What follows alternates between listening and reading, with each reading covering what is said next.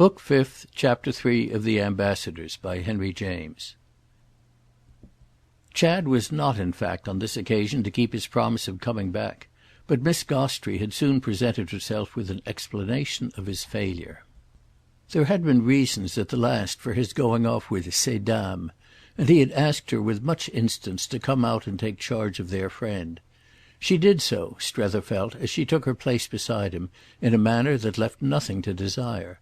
He had dropped back on his bench, alone again for a time, and the more conscious for little Bilham's defection of his unexpressed thought, in respect to which, however, this next converser was a still more capacious vessel.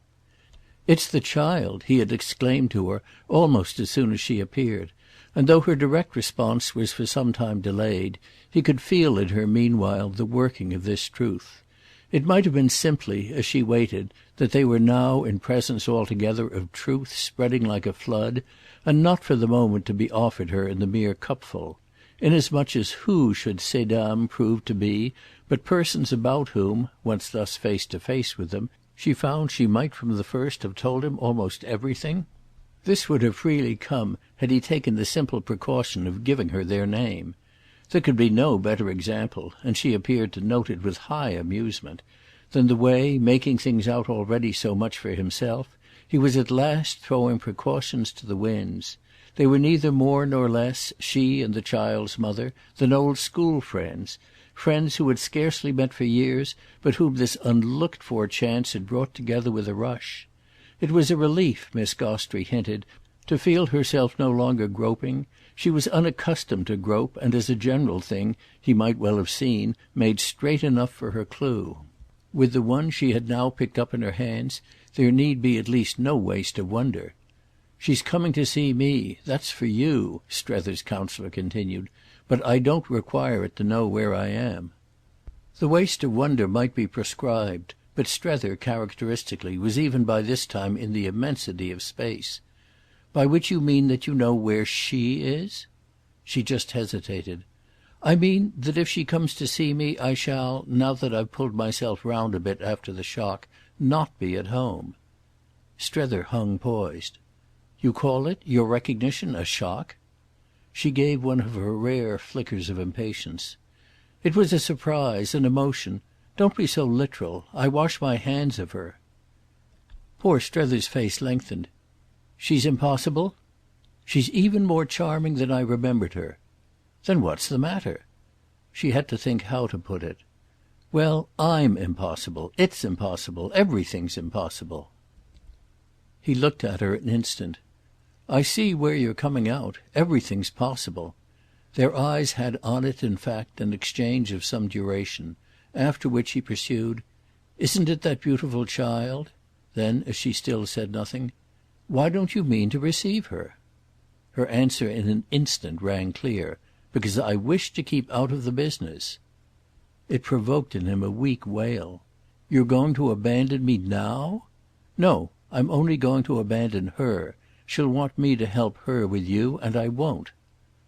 "You'll only help me with her? Well then—" Most of the persons previously gathered had, in the interest of tea, passed into the house, and they had the gardens mainly to themselves.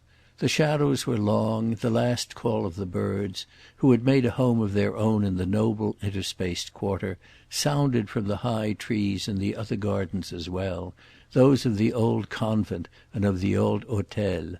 It was as if our friends had waited for the full charm to come out. Strether's impressions were still present. It was as if something had happened that nailed them, had made them more intense; but he was to ask himself soon afterwards, that evening, what really had happened, conscious as he could after all remain that for a gentleman taken, and taken the first time, into the great world, the world of ambassadors and duchesses, the items made a meagre total.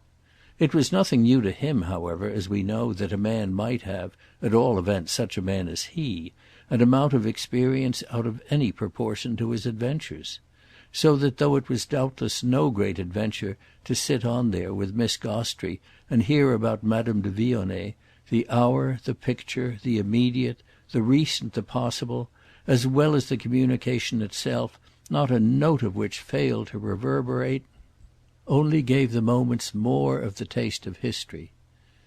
It was history, to begin with, that Jeanne's mother had been, 23 years before, at Geneva, schoolmate and good girl-friend to Maria Gostrey, who had moreover enjoyed since then, though interruptedly, and above all with a long recent drop, other glimpses of her. 23 years put them both on, no doubt, and Madame de Vionnet, though she had married straight after school, couldn't be to-day an hour less than 38. This made her 10 years older than Chad, though 10 years also, if Strether liked, older than she looked; the least, at any rate, that a prospective mother-in-law could be expected to do with. She would be of all mothers-in-law the most charming, unless indeed, through some perversity as yet insupposable, she should utterly belie herself in that relation. There was none surely in which, as Maria remembered her, she mustn't be charming; and this frankly in spite of the stigma of failure in the tie where failure always most showed. It was no test there; when indeed was it a test there? For Monsieur de Vionnet had been a brute. She had lived for years apart from him, which was of course always a horrid position; but Miss Gostrey's impression of the matter had been that she could scarce have made a better thing of it had she done it on purpose to show she was amiable.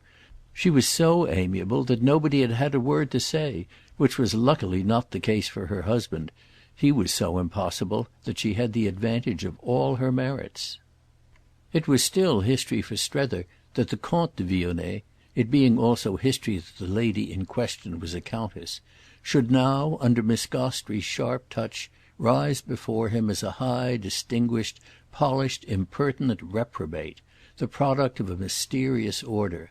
It was history, further, that the charming girl so freely sketched by his companion should have been married out of hand by a mother, another figure of striking outline, full of dark personal motive. It was perhaps history most of all that this company was, as a matter of course, governed by such considerations as put divorce out of the question.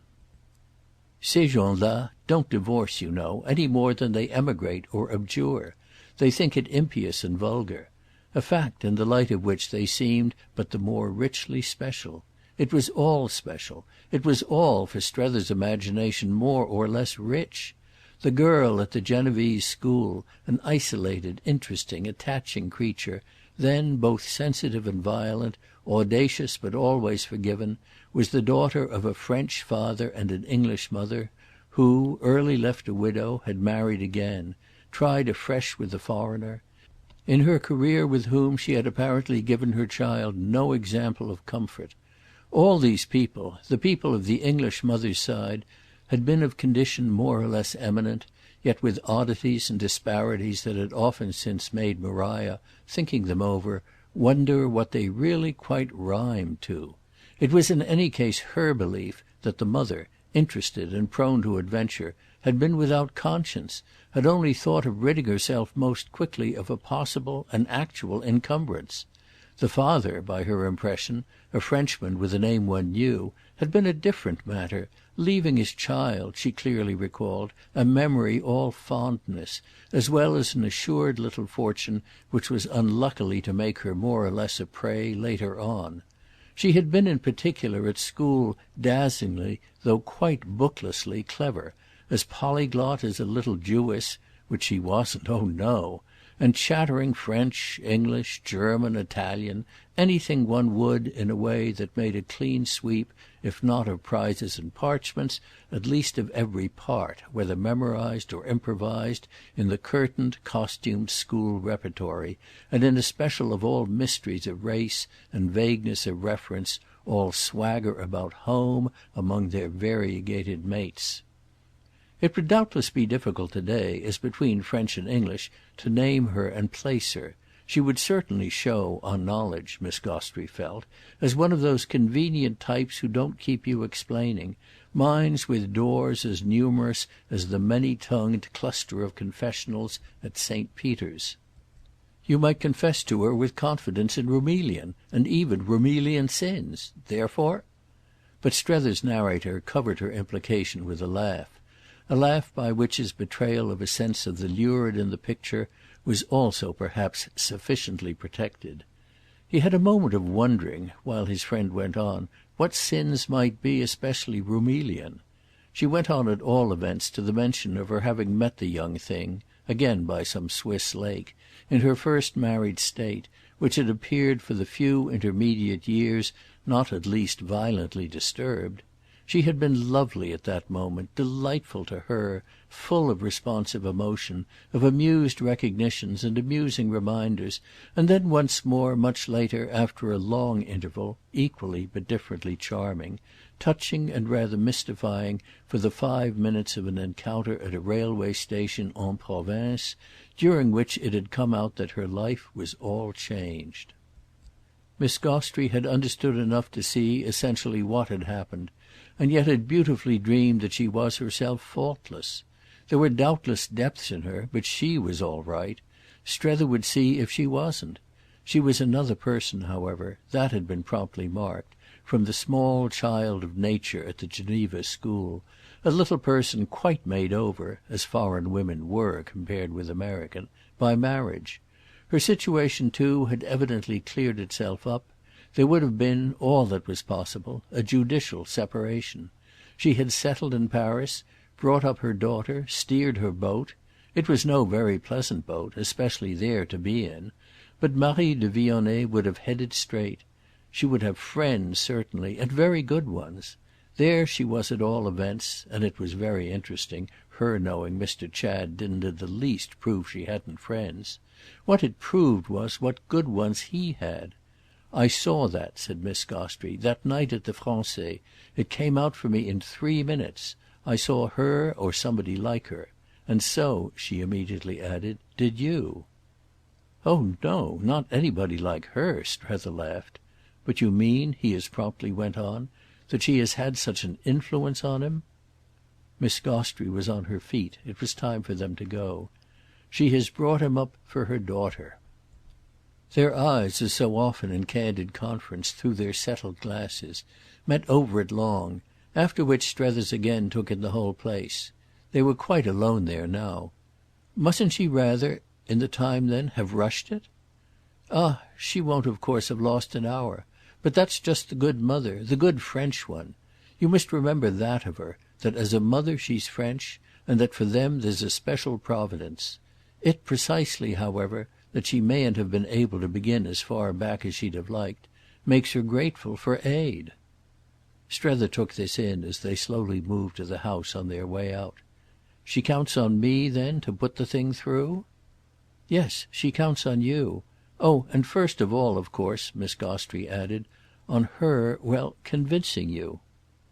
"Ah," her friend returned, "she caught Chad young." "Yes, but there are women who are for all your times of life. They're the most wonderful sort." She had laughed the words out, but they brought her companion, the next thing, to a stand. "Is what you mean that she'll try to make a fool of me?" "Well, I'm wondering what she will, with an opportunity, make." "What do you call," Strether asked, "an opportunity? My going to see her?" "Ah you must go to see her." Miss Gostrey was a trifle evasive. "You can't not do that. You'd have gone to see the other woman, I mean if there had been one, a different sort. It's what you came out for." It might be, but Strether distinguished. "I didn't come out to see this sort." She had a wonderful look at him now. "Are you disappointed she isn't worse?" He for a moment entertained the question, then found for it the frankest of answers. "Yes, if she were worse she'd be better for our purpose. It would be simpler." "Perhaps," she admitted. "But won't this be pleasanter?" "Ah you know," he promptly replied, "I didn't come out. Wasn't that just what you originally reproached me with? For the pleasant." "Precisely. Therefore I say again what I said at first. You must take things as they come. Besides," Miss Gostrey added, "I'm not afraid for myself." "For yourself?" "Of your seeing her. I trust her. There's nothing she'll say about me. In fact there's nothing she can." Strether wondered, little as he had thought of this. Then he broke out, "Oh you women!" There was something in it at which she flushed. "Yes, there we are. We're abysses." At last she smiled. "But I risk her." He gave himself a shake. "Well then, so do I." But he added as they passed into the house that he would see Chad the first thing in the morning. This was the next day the more easily effected that the young man, as it happened, even before he was down, turned up at his hotel. Strether took his coffee by habit in the public room, but on his descending for this purpose Chad instantly proposed an adjournment to what he called greater privacy. He had himself as yet said nothing. They would sit down somewhere together, and when after a few steps and a turn into the boulevard they had, for their greater privacy, sat down among 20 others, our friend saw in his companion's move a fear of the advent of Waymarsh. It was the first time Chad had to that extent given this personage away, and Strether found himself wondering of what it was symptomatic. He made out in a moment that the youth was in earnest as he hadn't yet seen him, which in its turn threw a ray perhaps a trifle startling on what they had each up to that time been treating as earnestness. It was sufficiently flattering, however, that the real thing, if this was at last the real thing, should have been determined, as appeared, precisely by an accretion of Strether's importance. For this was what it quickly enough came to, that Chad, rising with the lark, had rushed down to let him know while his morning consciousness was as yet young that he had literally made the afternoon before a tremendous impression.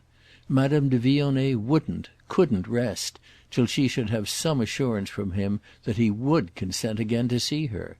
The announcement was made, across their marble-topped table, while the foam of the hot milk was in their cups and its plash still in the air, with the smile of Chad's easiest urbanity, and this expression of his face caused our friend's doubts to gather on the spot into a challenge of the lips. "See here." That was all. He only for the moment said again, "See here." Chad met it with all his air of straight intelligence, while Strether remembered again that fancy of the first impression of him, the happy young pagan, handsome and hard but oddly indulgent, whose mysterious measure he had under the street lamp tried mentally to take. The young pagan, while a long look passed between them, sufficiently understood. Strether scarce needed at last to say the rest. "I want to know where I am." But he said it, adding before any answer something more. "Are you engaged to be married? Is that your secret? To the young lady?" Chad shook his head with the slow amenity that was one of his ways of conveying that there was time for everything. "I have no secret, though I may have secrets. I haven't at any rate that one. We're not engaged. No." "Then where's the hitch?" "Do you mean why I haven't already started with you?" Chad, beginning his coffee and buttering his roll, was quite ready to explain. "Nothing would have induced me, nothing will still induce me, not to try to keep you here as long as you can be made to stay. It's too visibly good for you." Strether had himself plenty to say about this, but it was amusing also to measure the march of Chad's tone. He had never been more a man of the world, and it was always in his company present to our friend that one was seeing how in successive connections a man of the world acquitted himself. Chad kept it up beautifully. "My idea, voyons, is simply that you should let Madame de Vionnet know you, simply that you should consent to know her. I don't in the least mind telling you that, clever and charming as she is, she's ever so much in my confidence. All I ask of you is to let her talk to you. You've asked me about what you call my hitch, and so far as it goes she'll explain it to you. She's herself my hitch, hang it, if you must really have it all out. But in a sense," he hastened in the most wonderful manner to add, "that you'll quite make out for yourself. She's too good a friend, confound her. Too good, I mean, for me to leave without— It was his first hesitation. "Without what?" "Well, without my arranging somehow or other the damnable terms of my sacrifice." "It will be a sacrifice then?" "It will be the greatest loss I ever suffered. I owe her so much." It was beautiful, the way Chad said these things, and his plea was now confessedly, quite flagrantly and publicly, interesting. The moment really took on for Strether an intensity. Chad owed Madame de Vionnet so much? What did that do then but clear up the whole mystery? He was indebted for alterations, and she was thereby in a position to have sent in her bill for expenses incurred in reconstruction. What was this at bottom but what had been to be arrived at? Strether sat there arriving at it while he munched toast and stirred his second cup. To do this with the aid of Chad's pleasant earnest face was also to do more besides. No, never before had he been so ready to take him as he was. What was it that had suddenly so cleared up? It was just everybody's character, that is everybody's but, in a measure, his own. Strether felt his character receive for the instant a smutch from all the wrong things he had suspected or believed. The person to whom Chad owed it that he could positively turn out such a comfort to other persons, such a person was sufficiently raised above any breath by the nature of her work and the young man's steady light. All of which was vivid enough to come and go quickly, though indeed in the midst of it Strether could utter a question. "Have I your word of honour that if I surrender myself to Madame de Vionnet you'll surrender yourself to me?" Chad laid his hand firmly on his friend's. "My dear man, you have it." There was, finally, something in his felicity almost embarrassing and oppressive. Strether had begun to fidget under it for the open air and the erect posture. He had signed to the waiter that he wished to pay, and this transaction took some moments, during which he thoroughly felt, while he put down money and pretended—it was quite hollow—to estimate change, that Chad's higher spirit, his youth, his practice, his paganism, his felicity, his assurance, his impudence, whatever it might be, had consciously scored a success. Well, that was all right so far as it went. His sense of the thing in question covered our friend for a minute like a veil through which, as if he had been muffled, he heard his interlocutor ask him if he mightn't take him over about 5. Over was over the river, and over the river was where Madame de Vionnet lived, and 5 was that very afternoon. They got at last out of the place, got out before he answered. He lighted in the street a cigarette, which again gave him more time. But it was already sharp for him that there was no use in time. "What does she propose to do to me?" he had presently demanded. Chad had no delays. "Are you afraid of her?" "Oh, immensely. Don't you see it?" "Well," said Chad, "she won't do anything worse to you than make you like her." "It's just of that I'm afraid." "Then it's not fair to me." Strether cast about. "It's fair to your mother." "Oh," said Chad, "are you afraid of her?" "Scarcely less, or perhaps even more. But is this lady against your interests at home?" Strether went on. "Not directly, no doubt, but she's greatly in favour of them here." "And what, here, does she consider them to be?" "Well, good relations." "With herself?" "With herself." "And what is it that makes them so good?" "What? Well, that's exactly what you'll make out if you'll only go, as I'm supplicating you, to see her." Strether stared at him with a little of the wanness, no doubt, that the vision of more "to make out" could scarcely help producing. "I mean how good are they?" "Oh awfully good." Again Strether had faltered, but it was brief. It was all very well, but there was nothing now he wouldn't risk. "Excuse me, but I must really, as I began by telling you, know where I am. Is she bad?" "Bad?" Chad echoed it, but without a shock.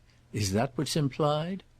"When relations are good?" Strether felt a little silly, and was even conscious of a foolish laugh at having it imposed on him to have appeared to speak so. What indeed was he talking about? His stare had relaxed; he looked now all round him. But something in him brought him back, though he still didn't know quite how to turn it. The 2 or 3 ways he thought of, and one of them in particular, were even with scruples dismissed too ugly. He none the less at last found something. "Is her life without reproach?" It struck him, directly he had found it, as pompous and priggish, so much so that he was thankful to Chad for taking it only in the right spirit. The young man spoke so immensely to the point that the effect was practically of positive blandness. "Absolutely without reproach. A beautiful life. Allez donc voir." These last words were, in the liberality of their confidence, so imperative that Strether went through no form of assent, but before they separated it had been confirmed that he should be picked up at 5:15. End of Book Fifth, Chapter 3.